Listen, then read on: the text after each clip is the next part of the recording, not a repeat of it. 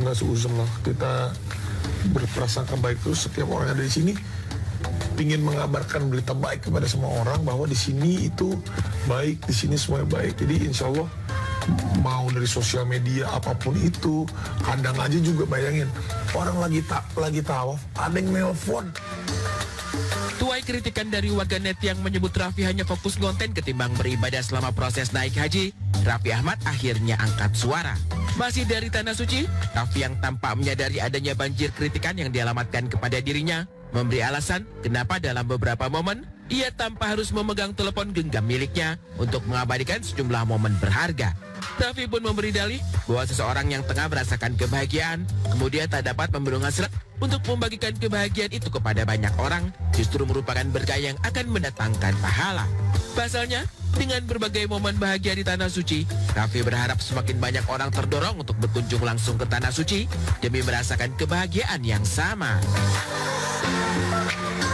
Kemarin nih mungkin orang mana ya, aku juga gak tahu orang mana, dia lagi tawaf di belakang, ada kali, kan pertama nih, karena dia sambil nangis, berdoa sambil telepon, terus telepon ganti-ganti orang mulu.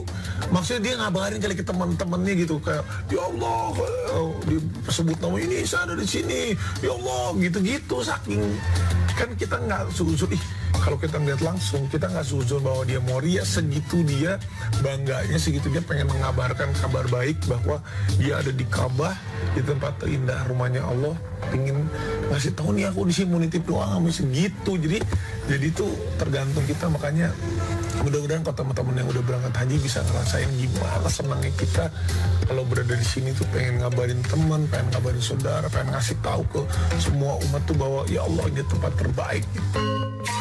Raffi memboyong keluarga besar serta 3 orang karyawan untuk menunaikan ibadah haji di tahun ini, merasakan kebahagiaan yang tiada tara kala berhasil menyelesaikan proses ibadah. Doa meminta ampun karena selama kita hidup ini kita pasti banyak melakukan dosa yang disengaja ataupun nggak disengaja.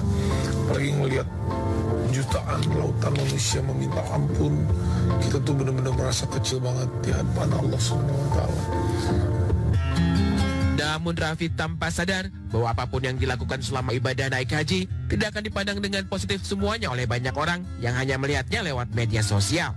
Seperti halnya ketika Raffi baru 90% menyelesaikan ibadah naik haji, kemudian berfoto dengan sejumlah tokoh asal tanah air yang ikut naik haji, penampilan Raffi dengan rambut yang masih tebal dikritik warganet. Bahkan ada yang sampai suzon bahwasanya Raffi rela tak mencukur rambut meski berstatus haji karena alasan kontrak pekerjaan.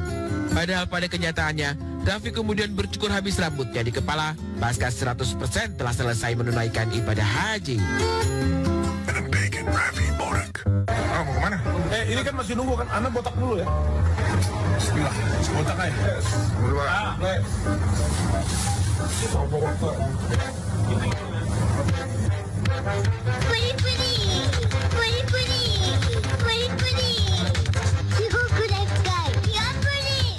Lantas, terkait kritikan warganet yang boleh dibilang cukup prematur kepada Raffi, siapakah yang harus disalahkan? Tentu saja, Raffi tak ingin menyalahkan siapapun. Karena sejatinya, sepanjang perjalanan karirnya pun, Raffi tak pernah lepas dari kritikan bahkan fitnahan. Yang jelas, di dalam hati Raffi, hanya ia yang tahu seberapa khusyuk ia melantunkan doa dan seberapa dalam ia bersimpu untuk menengadahkan doa di Tanah Suci. Nah, jadi kita tadi beberapa hari ini fokus ibadahnya karena salah satu yang paling penting di perjalanan umat muslim untuk naik haji adalah wukuf di Arafah.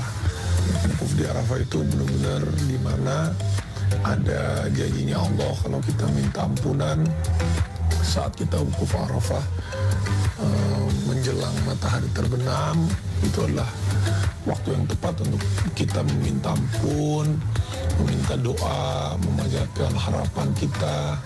Insya Allah doa-doa kita